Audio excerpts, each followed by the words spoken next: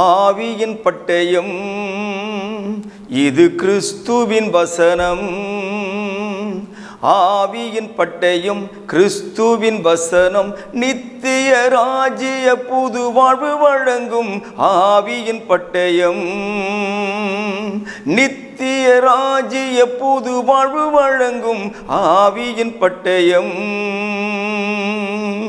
Welcome to EKN Bible school.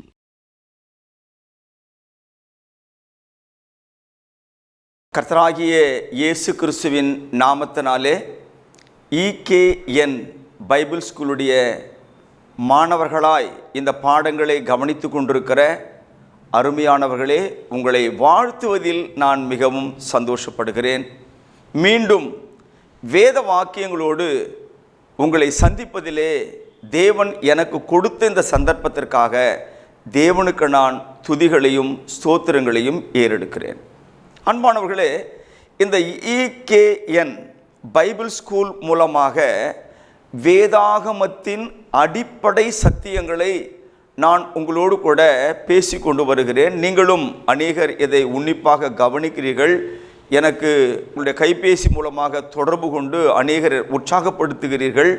இப்படிப்பட்ட ஊழியங்கள், இப்படிப்பட்ட வேத ஆய்வுகள் எங்களுக்கு வேண்டும் என்று அநேகர் என்னோடு கூட தொடர்பு கொண்டு பேசி வருகிறதுனாலே உங்கள் அத்தனை பேரையும் நான் இந்த நேரத்திலே மறக்காமல் வாழ்த்த நான் கடமைப்பட்டிருக்கிறேன். இதுவரைக்கும் என்ன படித்தோம் அப்படின்னா, ஒரு மனிதனையோ அல்லது ஒரு கடவுளையோ அல்லது ஒரு புத்தகத்தையோ நான் நம்ப வேண்டும் என்று சொன்னால் சில ஆதாரங்கள், அத்தாட்சிகள் நமக்கு தேவைப்படுகிறது. ஆகவே கிறிஸ்தவர்கள் ஏன் வேதாகமத்திற்கு பின் நிற்கிறார்கள்? எதை எடுத்தாலும் வேதாகமத்தில் இருக்கிறதா, வேதம் சொல்லி இருக்கிறதா, வேதத்தின்படி செய்கிறோமா என்ற கேள்விகள் ஏன் நமக்குள் எழும்ப வேண்டும் என்ற அந்த கேள்விக்கான பதிலைத்தான் நாம் இப்போது தேடிக்கொண்டிருக்கிறோம். மனித உபதேசங்கள் என்பது மலிவாய் கிடைக்கிறது. மனிதனுடைய கற்பனைகள் என்பது விலையில்லாமல் ஏராளமாக நம்முடைய வீடுகள் வந்து சேருகிறது. ஆனால் தேவ சத்தம் அதில் இருக்கிறதா? தேவனுடைய வார்த்தைகள் மாற்றாமல் இருக்கிறதா? இதுதான் நம்முடைய தேடுதல். இப்போ இயேசுவானவருடைய பிறப்பு எப்படி இருக்கும்? அவர் பிறப்பதற்கு முன்பதாக சொன்ன யாரோ ஒருவர் வரப்போகிறார், யாரோ ஒருவர் வரப்போகிறார். அவர் எப்படி இருப்பார்? அவருடைய அடையாளம் என்ன? அவருடைய பிறப்பின் அடையாளம் என்ன? அவருடைய ஊழியத்தின் அடையாளம் என்ன? அவருடைய மரணத்தின் அடையாளம் என்ன? இப்படி ஒவ்வொன்றையும் நாம் பார்த்துட்டு வரோம் இல்லையா? இன்னைக்கு அந்த தலைப்பின் கீழே நாம் என்ன கவனிக்க போறோம்னா, இயேசுவானவர் பிறப்பதற்கு முன்பதாகவே அவருடைய ஊழியங்கள், அவர் செய்ய போகிற ஊழியங்கள் எப்படிப்பட்டதா இருக்கும்? அதை வச்சு நீங்க இவர்தான் தேவனால் அனுப்பப்பட்ட மேசியா என்பதை கண்டுபிடிக்கலாம் என்பதாகவும், இதுதான் வேதாகமத்தினுடைய வார்த்தைகள் தேவனுடையது என்பதை காணவும் ஒரு சான்று என்பதாக இன்றைக்கு நான் உங்களோடு கூட பேச போகிறேன். என்னோடு கூட சேர்ந்து வேதாகமத்தை நீங்கள் எடுத்துக்கொள்ளுங்கள். வழக்கமான உங்களுடைய பேனாவையும் உங்களுடைய நோட்டு புத்தகத்தையும் நீங்கள் எடுத்துக்கொள்ளுங்கள். நான் கொடுக்கிற வசனங்களை கவனமாக குறித்து கொண்டு வாசித்து தியானித்து அதில் ஏதாயிலும் கேள்விகள் இருக்குமானால் என்னுடைய கைபேசி எண்ணுக்கு என்னுடைய தொடர்பு கொண்டு பேசுங்கள். இப்போது நாம் ஏசாயா 9ஆம் அதிகாரம் 1-2 வசனங்களை வாசிக்க போகிறோம். கவனியுங்கள். ஆகிலும் அவர் செபுலோன் நாட்டையும் நப்தலி நாட்டையும் இடுக்கமாய் ஈனப்படுத்தின முந்தின காலத்தில் இருந்தது போல அது இருண்டிருப்பதில்லை. ஏனென்றால் அவர் கடற்கரை அருகிலும் யோர்தான் நதி ஓரத்திலும் உள்ள புறஜாதியாருடைய கலிலேயாவாகிய அத்தேசத்தை பிற்காலத்திலே மகிமைப்படுத்துவார். இருளில் நடக்கிற ஜனங்கள் பெரிய வெளிச்சத்தை கண்டார்கள். மரண இருளின் தேசத்தில் குடி இருக்கிறவர்களின் மேல் வெளிச்சம் பிரகாசித்தது. இது ஏசாயா அன்றைக்கு நடந்த நிகழ்வு போல பேசினாலும் கூட இந்த வார்த்தைகள் வரப்போகிறார் என்று சொன்னாரே யாரோ ஒருவர், அவருக்கான அடையாளமாக இது பேசியிருக்கிறார். நான் ஏற்கனவே நிறைய முறை உங்கள்கிட்ட பேசியிருக்கிறேன். ஏசையா என்ற அந்த நபருடைய அந்த தீர்க்கதரிசனத்தை பேசினாலே நமக்கு எது ஞாபகம் வரணும் அப்படின்னா, கிமு 700 இருந்து 681 கிமு வரை அவர் தீர்க்க தரிசனம் சொல்லியிருக்கிறார். அப்போ இயேசுவானவர் பிறப்பதற்கு 700 ஆண்டுகளுக்கு முன்பு ஏசையா சொல்லுகிறான், இயேசு ஆண்டவர் கலிலேயாவிலே ஊழியம் செய்வார். இது எப்படிங்க சொல்ல முடியும்? பிறக்கவே இல்லை, அம்மா யாருன்னு தெரியாது, அவங்களுடைய ஊர் எதுன்னு தெரியாது, எப்படி அவங்க இந்த குழந்தையை பெற்றுக்கு போறாங்க தெரியாது. ஒண்ணுமே தெரியாம ஆண்டவராகிய இயேசு கிறிஸ்து கலிலேயாவில் போய் ஊழியம் பண்ணுவார் என்று 700 ஆண்டுகளுக்கு முன்பாக சொல்லியிருக்கிறாரே, இதுதான் தேவ வார்த்தை என்பதற்கான அத்தாட்சி. அதனால்தான் இதுக்கு பின்னால நில்லுங்க. மனிதன் சொல்லுகிற வார்த்தைகளுக்கு நீங்கள் முரண்படுங்கள் என்று ஏன் சொல்லுகிறோம் என்றால், இதுதான் சத்தியம். இதை ஆண்டவராகிய இயேசுவானவருக்கு அடையாளம் பொருந்துகிறதா? என்னோடு கூட மத்தேயு 4வது அதிகாரத்தை எடுத்துக்கொண்டு 13 தொடங்கி 16 முடிய நான் வாசிக்கிறேன், கவனியுங்கள். நாசரேத்தை விட்டு செபுலோன் நப்தலி என்னும் நாடுகளின் எல்லைகளில் இருக்கும் கடற்கரைக்கு அருகான கப்பர் நகூமிலே வந்து வாசம் பண்ணினார். கடற்கரை அருகிலும் யோர்தானுக்கு அப்புறத்திலும் உள்ள செபுலோன் நாடும் நப்தலி நாடும் ஆகிய புறஜாதியாருடைய கலிலேயாவிலே இருளில் இருக்கும் ஜனங்கள் பெரிய வெளிச்சத்தை கண்டார்கள். மரண இருளின் திசைகளில் இருக்கிறவர்களுக்கு வெளிச்சம் உதித்தது என்று ஏசாயா தீர்க்கதரிசியினால் உரைக்கப்பட்டது நிறைவேறும்படி இப்படி நடந்தது. ஆச்சரியம், அதிசயம், ஆனால் உண்மை. 700 ஆண்டுகளுக்கு முன்பு ஆண்டவர் இயேசு கிறிஸ்துவானவர் கலிலேயாவிலே ஊழியம் செய்வார் என்பதை துல்லியமாக ஏசாயா தன்னுடைய தீர்க்க தரிசன புத்தகத்தில் பதிவு செய்திருக்கிறார் என்று சொன்னால், அது ஏசாயாவினுடைய சொந்த வார்த்தை அல்ல, அது தேவனுடைய வார்த்தை. இயேசு அப்படியே அதை நிறைவேற்றினார். ஆகவே பழைய ஏற்பாட்டில் வருவார் என்று சொல்லப்பட்ட இயேசு இவர்தான் என்பதற்கு தேவனுடைய வார்த்தை அத்தாட்சி. இரண்டாவது, ஆண்டவராகிய இயேசு கிறிஸ்துவுக்கு இன்னொரு அடையாளம் சொல்றாங்க. அவர் ஊழியத்தில், அவருடைய ஊழியங்கள் மிகப்பெரிய செல்வ சீமான்களுக்கு மத்தியிலோ, அறிவாளிகளுக்கு மத்தியிலோ, ஐஸ்வர்யவான்களுக்கு மத்தியிலோ நடைபெறாது. ஆண்டவர் இயேசு கிறிஸ்துவானவர் தரித்திரருக்கு நற்செய்தியை அறிவிப்பார் என்பதாக இதே ஏசாயா தன்னுடைய தீர்க்க தரிசன புத்தகத்தின் 61வது அதிகாரத்தினுடைய 1-2 வசனங்களில் குறிப்பிட்டிருக்கிறார். வாசிக்கிறேன், கவனியுங்கள். கர்த்தராகிய தேவனுடைய ஆவியானவர் என்மேல் இருக்கிறார், சிறுமைப்பட்டவர்களுக்கு சுவிசேஷத்தை அறிவிக்க கர்த்தர் என்னை அபிஷேகம் பண்ணினார்.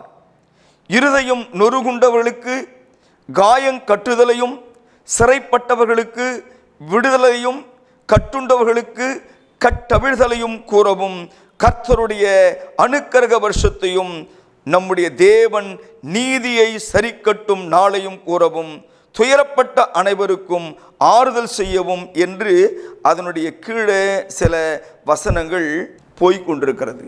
ஆக தரித்திரருக்கு மத்தியிலே, கட்டப்பட்டவர்களுக்கு மத்தியிலே, சிறைப்பட்டவர்களுக்கு மத்தியிலே, ஏழ்மையானவர்களுக்கு மத்தியிலே ஆண்டவர் இயேசு ஊழியம் செய்வார் என்று 700 ஆண்டுகளுக்கு முன்பதாக ஏசாயா தீர்க்கதரிசியானவன் சொன்னார். அந்த வார்த்தை வரப்போகிற ஆண்டவராகிய இயேசு கிறிஸ்துவுக்கு பொருந்துகிறதா? லூக்கா எழுதின சுவிசேஷம் 4வது அதிகாரம் 17 முதல் 21 வரை வாசிக்கிறேன், கவனியுங்கள். அப்பொழுது ஏசாயா தீர்க்கதரிசியின் புத்தகம் அவர் இடத்தில் கொடுக்கப்பட்டது. அவர் புஸ்தகத்தை விரித்த போது கர்த்தருடைய ஆவியானவர் என்மேல் இருக்கிறார், தரித்திரருக்கு சுவிசேஷத்தை பிரசங்கிக்கும்படி என்னை அபிஷேகம் பண்ணினார், இருதயம் நறுங்குண்டவர்களை குணமாக்கவும், சிறைப்பட்டவர்களுக்கு விடுதலையையும், குருடருக்கு பார்வையையும் பிரசித்திப்படுத்தவும், நறுங்குண்டவர்களை விடுதலையாக்கவும், கர்த்தருடைய அனுக்கிரக வருஷத்தை பிரசித்திப்படுத்தவும் என்னை அனுப்பினார் என்று எழுதியிருக்கிறதை அவர் கண்டு, 21ஆம் வசனத்தை கவனியுங்கள். அப்பொழுது அவர் அவர்களுடனே பேசத் தொடங்கி, உங்கள் காதுகள் கேட்கிற இந்த வேத வாக்கியம் இன்றைய தினம் நிறைவேறிற்று என்றார். ஆச்சரியம், அதிசயம், ஆனால் உண்மை. வேதம் தேவனுடைய வார்த்தை, இது மனிதனுடைய வார்த்தை அல்ல, தேவனுடைய வார்த்தை. ஆகவே தான் வேதம் சொல்லுவதை மாத்திரம் நாங்கள் கேட்கிறோம். இதுதான் கிறிஸ்தவர்களுக்கான ஒரு அடித்தளம், ஃபவுண்டேஷன். இதை தவிர வேறு புத்தகங்கள் நமக்கு கிடையாது, வேறு சட்டங்கள் கிடையாது. மூன்றாவதாக, ஆண்டவர் இயேசு வரப்போகிறார் என்று பழைய ஏற்பாட்டு தீர்க்கதரிசனங்கள் சொல்லுகிறது. அதில் அவர் எப்படி பேசுவார்? வேதம் ரொம்ப அழகா சொல்லுதுங்க. அவர் உவமைகளாலே பேசுவார் என்று சங்கீதக்காரன் தன்னுடைய சங்கீத புத்தகத்தில் எழுதி வைத்திருக்கிறான். சங்கீதம் 78 2வது வசனத்தை வாசிக்கிறேன், கவனியுங்கள். என் வாயை உவமைகளால் திறப்பேன், பூர்வ காலத்து மறைப்பொருள்களை வெளிப்படுத்துவேன். ஆச்சரியமான விஷயம். இயேசுவானவர் அவர் பிறந்து வளர்ந்து ஊழியம் செய்த காலத்திலே அதிகமான நேரங்களில் உவமைகளோடே பேசியிருக்கிறார். உவமைகளை கொண்டு அவர் பேசினார். ஏன்? காகங்களை நோக்கி பாருங்கள், அது ஒரு உவமை. விதைக்கிறவன் தன் விதைகளை விதைக்க புறப்பட்டான், அது ஒரு உவமை. இப்படி நிறைய விஷயங்களை உவமைகளாகவே பேசினார். அவர் திடீர்னு கற்பனை பண்ணி பேசிட்டாரோ, திடீர்னு அவரே யோசித்து பேசினாரா என்றால் இல்லை. அவர் பிறப்பதற்கு முன்பதாக தாவீது கிமு 1000 வாழ்ந்தவன். அப்படின்னா இயேசு பிறக்கிறதுக்கு 1000 வருஷம் இருக்கும்போது தாவீது வாழ்ந்து இருக்கிறார். 1000 வருஷங்கள் இருக்கும் போதே இயேசுவானவர் எப்படி பேசுவார் என்பதை தெளிவுபடுத்தியிருக்கிறான். உங்கள் வேதாகமத்தை மத்தேயு 13ஆம் அதிகாரத்துக்கு திருப்புங்கள். மத்தேயு எழுதின சுவிசேஷம் 13ஆம் அதிகாரத்தினுடைய 34, 35 வாசிக்கிறேன், கேளுங்கள். இவைகளை எல்லாம் இயேசு ஜனங்களோடே ஓமைகளாக பேசினார், ஓமைகளினாலே அன்றி அவர்களோடே பேசவில்லை. கவனிங்க, என் வாயை ஓமைகளினால் திறப்பேன், உலக தோற்றம் முதல் மறைப்பொருளானவைகளை வெளிப்படுத்துவேன் என்று தீர்க்கதரிசியால் உரைக்கப்பட்டது நிறைவேறும்படி இப்படி நடந்தது. இயேசுவானவர் தம்முடைய ஊழியத்தின் நாட்களில் எப்படி பேசுவார்? இந்த மாதிரி வேறு யாருக்காயிலும் அவர் பிறக்கிறதுக்கு முன்னாலேயே சில விஷயங்களை சொல்லி அப்படியே நடந்திருக்கிறதா என்று சொன்னால் இல்லையே. அதனால்தான் உலகம் இயேசுவை ஏற்றுக்கொள்ளுகிறது, அதனால்தான் உலகம் இயேசுவை நம்புகிறது, அதனால்தான் உலகம் இயேசுவை விசுவாசிக்கிறது. இது கேட்டுக்கொண்டிருக்கிற அன்பானவர்களே, இயேசுவானவரின் பிறப்பு உலக தோற்றத்துக்கு முன்பதாக தேவனால் தீர்மானிக்கப்பட்டது, திட்டமிடப்பட்டது. அதை குறித்து நான் விளக்கமாக பிற்காலத்தில் பேசுவேன் உங்களோடு கூட. அப்படி உலக தோற்றத்துக்கு முன்பதாகவே தீர்மானிக்கப்பட்ட ஆண்டவர் இயேசு கிறிஸ்துவினுடைய பிறப்பு, வளர்ப்பு, ஊழியம், அவருடைய அற்புதங்கள், அடையாளங்கள், அவருடைய பேச்சு, அவருடைய மரணம் எல்லாமே உலக தோற்றத்துக்கு முன்பதாகவே திட்டமிடப்பட்டு ஒவ்வொரு காலமாக தேவன் அவைகளை தமது பரிசுத்த தீர்க்கதரிசிகளால் முன் அறிவித்து கொண்டு வந்தார். அந்த முன் அறிவிப்பின்படி தான் ஆண்டவர் இயேசுவின் வாழ்க்கையிலே நடந்தது. ஆண்டவர் இயேசு ஓமைகளால் பேசுவார் என்று வேதாகமத்தில் சங்கீதக்காரன் சொன்னான். அது அப்படியே இயேசுவானவர் வாழ்க்கையில் நடந்திருக்கிறது. அவரும் சொல்றாரு, என் வாயை ஓமைகளினால் திறப்பேன் என்று. அடுத்ததாக நாம் கவனிக்கும் போது ஆண்டவர் இயேசு கிறிஸ்துவானவர் அற்புதங்கள் நிறைந்த ஒரு ஊழியத்தை செய்வார் என்பதாக ஏசாயா 35ஆம் அதிகாரத்தில் 5 முதல் 6 வசனங்கள் வாசிக்க கவனியுங்கள். அப்பொழுது, அதாவது 4ஆம் அதிகாரத்தினுடைய கடைசி நீங்கள் கவனிச்சிங்கன்னா 3வது வரியில் 4ஆம் வசனம் நம்ம சேர்த்துக்கிடலாம். உங்கள் தேவன் நீதியை சரிக்கட்டவும் உங்கள் தேவன் பதில் அளிக்கவும் வருவார், அவர் வந்து உங்களை ரட்சிப்பார் என்று சொல்லுங்கள். அப்பொழுது, எப்போ அவர் நம்மை ரட்சிக்க வரும் பொழுது குருடரின் கண்கள் திறக்கப்பட்டு செவிடரின் செவிகள் திறவுண்டுவோம். அப்பொழுது முடவன் மான் போல் குதிப்பான், ஊமையன் நாவும் கம்பீரிக்கும். வனாந்தரத்திலே தண்ணீர்களும் கடுவெளியிலே ஆறுகளும் பாய்ந்து ஓடும். இது வரப்போகிறவருக்கான அடையாளம். இப்படி வேற எந்த தெய்வத்தை குறித்தும் வேறு எந்த தேவனை குறித்தும் முன்கூட்டியே தீர்மானிக்கப்பட்டு ஒன்று கூட பிறழாமல் பிசகாமல் அப்படியே நிறைவேறினதாக எனக்கு தெரியல, நான் கேள்விப்படலை. சகோதரர்களே, என் அன்பான சகோதரிகளே, அருமையான இந்த வகுப்பின் மாணவர்களாய் இதை தினந்தோறும் படித்து கொண்டு வருகிற தேவனால் நேசிக்கப்படுகிறவர்களே, நீங்கள் யாராய் இருந்தாலும் ஒன்றை புரிந்து கொள்ளுங்கள். ஒருவேளை இந்த வீடியோ நீங்கள் கிறிஸ்துவை நம்பாத உங்கள்கிட்ட கூட கிடைச்சிருக்கலாம்.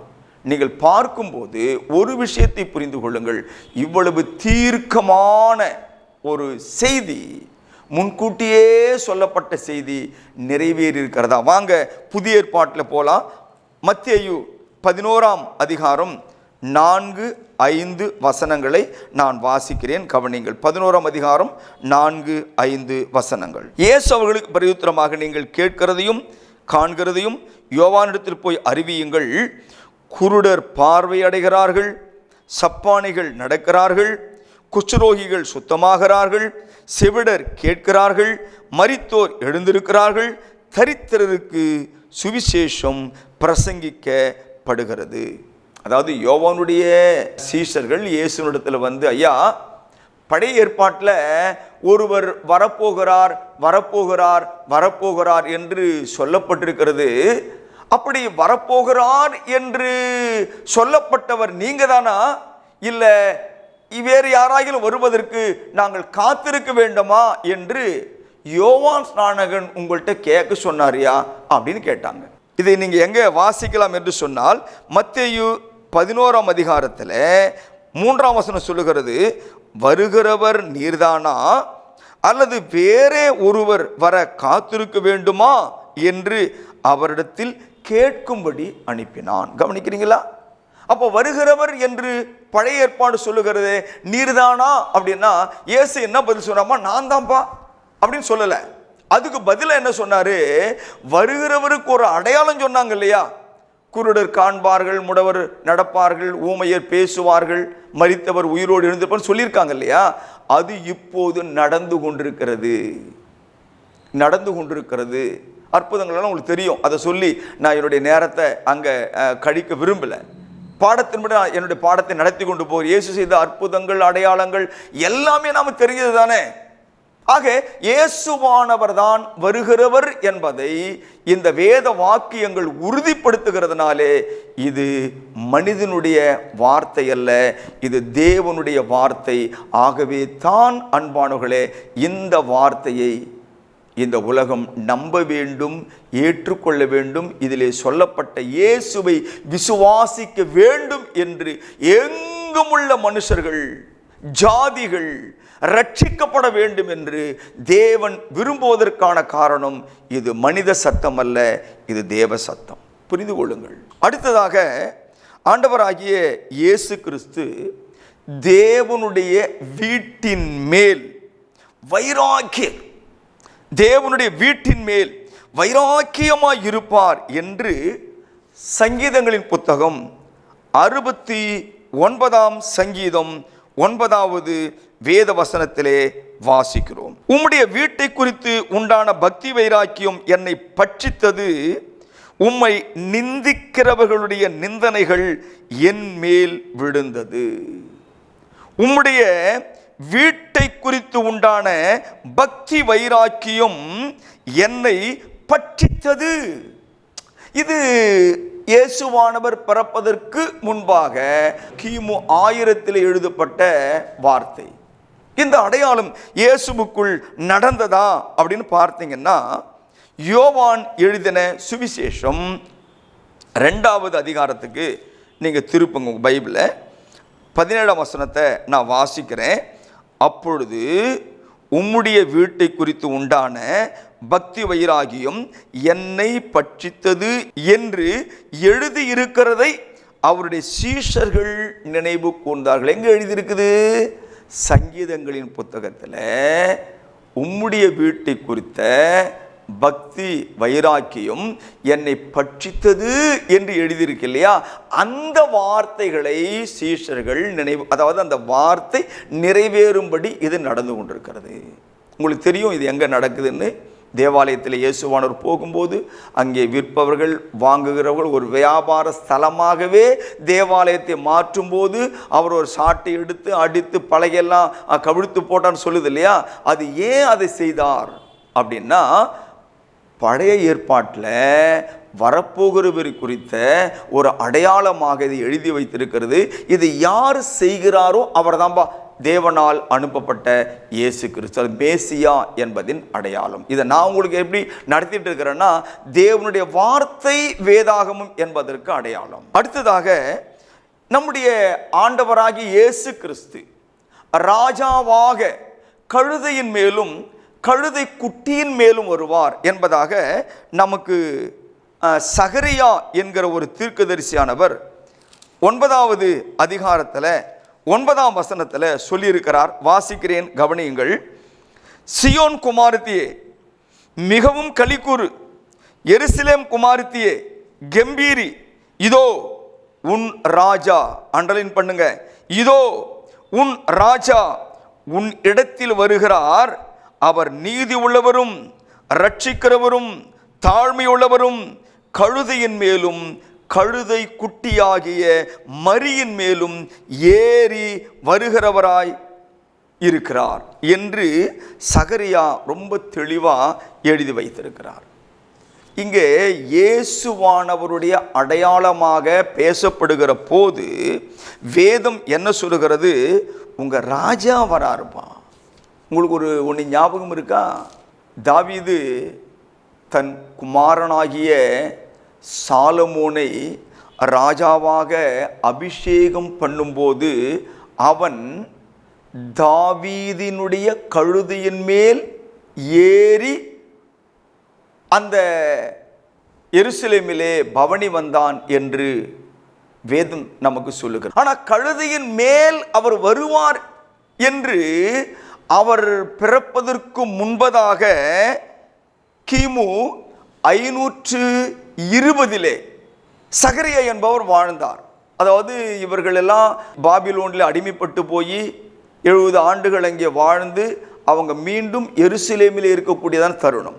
அந்த தருணத்திலே ஆண்டவராகிய இயேசு கிறிஸ்துவை குறித்து சகரியாவானவன் மிக அழகான ஒரு தீர்க்கதரிசி சொல்லுகிறான். அவர் கழுதையின் மேலும் கழுதை குட்டியாகிய மரியின் மேலும் வருவார். நடந்துச்சா? உங்களுக்கு தெரியுமே. இது மத்தேயு எழுதின சுவிசேஷ புத்தகத்திலே 21வது அதிகாரம் 4 முதல் நான் வாசிக்கிறேன், கேளுங்கள். இதோ உன் ராஜா சாந்த குணமுள்ளவராய் கழுதின் மேலும் கழுதை குட்டியாக மரியின் மேலும் ஏறிக்கொண்டு உன்னிடத்தில் வருகிறார் என்று சியோன் குமாரத்தை சொல்லுங்கள் என்று தீர்க்கதரிசியினால் உரைக்கப்பட்டது நிறைவேறும்படி இதெல்லாம் நடந்தது. இயேசுவானவர் அந்த கழுதின் மேலே பவனி வந்தது உங்களுக்கு தெரியும். அது வருஷந்தோறும் மக்கள் கூட ஒரு பண்டிகை கொண்டாடிட்டு இருக்கிறாங்க. அது ஏன்னு எனக்கு தெரியாது. ஆனால் வருவார் என்று தீர்க்கதரிசி சொல்லி இருந்தார். அதன்படியே இயேசுவானவர் வாழ்க்கையிலே நிறைவேறினதை நாம் பார்க்கிறோம் அன்பானவர்களே. மேலும் இயேசுவானவருக்கு வேறு என்னெல்லாம் அடையாளங்கள் சொல்லப்பட்டது அப்படின்னா, அவருக்கு சொந்தமானவர்கள் அவரை ஏற்றுக்கொள்ள மாட்டார்கள். ஏசாயா 53ஆம் அதிகாரத்தில் 3வது வசனம் நமக்கு மனப்பாடமாக தெரிந்த வசனம். உங்களை சொல்ல நீங்கள் நிச்சயமாக சொல்லுவீங்க. நான் வாசிக்கிறேன், கேளுங்க. அவர் அசட்டை பண்ணப்பட்டவரும் மனுஷரால் புறக்கணிக்கப்பட்டவரும் துக்கம் நிறைந்தவரும் பாடு அனுபவித்தவருமாய் இருந்தார். அவரை விட்டு நம்முடைய முகங்களை மறைத்து கொண்டோம். அவர் அசட்டை பண்ணப்பட்டிருந்தார், அவரை எண்ணாமல் போனோம். அதாவது அவர் நம்மகிட்ட வந்தாருங்க, நாம் அவர் வேண்டான்னு அசட்டை பண்ணிட்டோம், அவரை நாம் பெருசாக பொருட்படுத்தலை. இது நடந்ததா அப்படின்னா, யோவான் எழுதின சுவிசேஷம் 1வது அதிகாரத்தில் 11ஆம் வசனம் சொல்லுகிறது, அவர் தமக்கு சொந்தமானதிலே வந்தார், அவருக்கு சொந்தமானவர்களோ அவரை ஏற்றுக்கொள்ளவில்லை. அவரை ஏற்றுக்கொள்ளவில்லை. இப்படி ஏகப்பட்ட, நான் சொன்னது ஏதோ கடலில் குதித்து சில முத்துக்களை மட்டும்தான் உங்களுக்கு கொண்டு வந்து வச்சிருக்கிறேன். நீங்கள் இன்னும் இந்த கடலுக்குள்ளே போய் ஆராய்ந்து தேடுவீங்கன்னா இதையும் தாண்டி அதிகமான கண்டுபிடிப்புகளை உங்களாலேயும் கண்டுபிடிக்க முடியும். பழைய ஏற்பாடு ஒருவர் வருகிறார் என்று சொல்லும்போது ஏனோதானோ என்று சொல்லாமல் ஒவ்வொன்று அது உச்சிலிருந்து உள்ளங்கால் வரைக்கும் அவருக்கு என்ன நடக்கும் என்பதையெல்லாம் துல்லியமாக சொல்லி இருக்கிறார்கள். ஏசாயா 42:1, இதோ நான் ஆதரிக்கிற என் தாசன், நான் தெரிந்து கொண்டவரும் என் ஆத்துமாவுக்கு பிரியமானவரும் இவரே, என் ஆவியை அவர் மேல் அமர பண்ணினேன், அவர் புறஜாதிகளுக்கு நியாயத்தை வெளிப்படுத்துவார் என்று. அதாவது ஆவியானவரால் இயேசுவின் ஊழியம் உறுதிப்படுத்தப்படும் என்று ஏசாயா தீர்க்கதரிசி மூலமாக நம்முடைய தேவன் முன் உரைத்தார். நம்முடைய புதிய ஏற்பாட்டில் மத்தேயு 3ஆம் அதிகாரம் 16-17 வசனம் வாசிக்கிறேன். இயேசு ஞானஸ்தானம் பெற்று ஜலத்தில் இருந்து கரை ஏறின உடனே இதோ வானம் அவருக்கு திறக்கப்பட்டது, தேவ ஆவி புறாவை போல இறங்கி தம்மேல் வருகிறதை கண்டார். அன்றியும் வானத்திலிருந்து ஒரு சத்தம் உண்டாகி, இவர் என்னுடைய நேசகுமாரன், இவரில் பிரியமாயிருக்கிறேன் என்று உரைத்தது. ஆவியானவரை கொண்டு இயேசு கிறிஸ்துவின் ஊழியம் உறுதிப்படுத்தப்படும். அதன் பிறகுதான் ஊழியத்தை அவர் ஆரம்பித்தார். யோவானிடத்திலே வந்து ஞானஸ்தானம் பெற்று கரை ஏறுகிற போது ஏசாயா 42ஆம் அதிகாரத்திலே ஏசாயானவன் சொன்ன அந்த வசனத்தின்படியே, வார்த்தையின்படியே ஆவியானவர் இயேசு கிறிஸ்து மேல் இறங்குகிறார். வானத்திலிருந்து ஒரு சத்தம் உண்டாகிறதை நாம் கவனிக்கிறோம். இவர் என் நேசகுமாரன், இவரில் பிரியமாயிருக்கிறேன். இதுதானே ஏசாயாவும் சொல்லி கொடுத்தாரு. ஆகவே வேதாகமும் தேவனால் எழுதப்பட்டது, தேவனால் கொடுக்கப்பட்ட வார்த்தைகள் என்பதற்கு இதெல்லாம் ஒரு அடையாளம். ஜெபம் செய்வோம். எங்களை நேசிக்கிற பரலோகத்தின் பரிசுத்தமுள்ள பிதாவே, ஆண்டவராகிய இயேசு கிறிஸ்துவை குறித்து நீ சொன்ன வார்த்தைகளுக்காக ஸ்தோத்திரம். நீ சொன்னதின்படியே அவருடைய ஊழியங்கள் எங்களுக்கு ஒரு எழுப்புதலாய், ஒரு உற்சாகமாய் இருப்பதற்காக ஸ்தோத்திரம். அவருடைய ஊழியங்கள் எங்களுக்கு ஒரு வழிகாட்டுதலாய் இருப்பதற்காக ஸ்தோத்திரம். இந்த வார்த்தைகளை கேட்ட உமது பிள்ளைகளை ஆசீர்வதியும். இயேசு கிறிஸ்துவானவர் தேவனால் முன் அறிவிக்கப்பட்டு அவருடைய திட்டத்தின்படியே இந்த உலகத்துக்கு வந்தவர் என்பதை ஏற்றுக்கொள்ள கிருபை தாரும். எங்கள் ஆண்டவர் இயேசுவின் நாமத்தினாலே இந்த வார்த்தைகளை கேட்ட ஒவ்வொருவரையும் ஆசீர்வதியும். வியாதி உள்ளவர்கள், பலவீனம் உள்ளவர்கள், சுகவீனத்திலே சுகத்திற்காய் காத்திருக்கிறவர்கள் ஒவ்வொருவர் மேலும் உம்முடைய இரக்கமுள்ள ஆசீர்வாதத்தின் கிருபை பொழிந்து அவர்களை விடுவித்து அவர்களை குணப்படுத்தி உம்முடைய நாமத்தை மகிமைப்படுத்தும் ஐயா. இப்பொழுதும் இந்த வார்த்தைகளை கேட்டவர்களில் வியாபாரிகள், விவசாயிகள், தொழில் செய்பவர்கள், தகப்பனை வேலை செய்பவர்கள் யாராய் இருந்தாலும் அவர் துறையிலே நீர் அவர்களை ஆசீர்வதியும், நன்மைகளால் நிரப்பும். எங்கள் ஆண்டவர் இயேசு ஒருவரே வழி, சத்தியம், ஜீவன் என்பதை உணர்ந்து இந்த வேத பாடத்தை முறையாக கற்றுக்கொண்டு அதனால் வருகிற ஆசீர்வாதங்களால் தன்னையும் தன் குடும்பத்தையும் நேர்த்தியாய் நடத்த உதவி செய்யும். கிருபையுள்ள எங்கள் பிதாவே, தொடர்ந்து எங்களுடைய ஒவ்வொரு ஆத்துமாவையும் சத்தியத்திலே நிரப்பி எங்கள் மேல் உமது கிருபை எப்பொழுதும் இருக்கும்படி நீரே உதவி செய்ய வேண்டும் என்று உயிர்த்தெழுந்து ஆளுகை செய்கிற எங்கள் ராஜாவாகிய இயேசு கிறிஸ்துவின் நாமத்தில் ஜெபிக்கிறோம். ஜெபம் கேளும் ஜீவனுள்ள எங்கள் நல்ல பிதாவே, ஆமேன். அன்பானவர்களே, EKN பைபிள் ஸ்கூல் உங்கள் வீடு தேடி வந்திருக்கிறது. இதை நீங்கள் மற்றவர்களும் பயன்படும்படியாக அவர்களுக்கு இதை நீங்கள் ஷேர் பண்ணுங்க. தினமும் இதை நீங்கள் தியானம் பண்ணுங்க. இதிலே உங்களுக்கு ஏதாவது கேள்விகள் இருந்தால் என்னை தொடர்பு கொள்ளுங்கள், ஊக்கப்படுத்துங்க, உற்சாகப்படுத்துங்க. தேவன் உங்கள் யாவரையும் ஆசீர்வதிப்பாராக. ஆமேன். அன்பிற்குரியவர்களே, மேலும் இந்த பாடங்களை எங்களுடைய யூடியூப் சேனலான எட்டர்னல் கிங்டம் நியூ லைஃப் சேனலில் கண்டு தெய்வ ஆசீர்வாதங்களை பெற்று மகிழுங்கள். கிறிஸ்துவின் சபையார் உங்களை வாழ்த்துகிறார்கள்.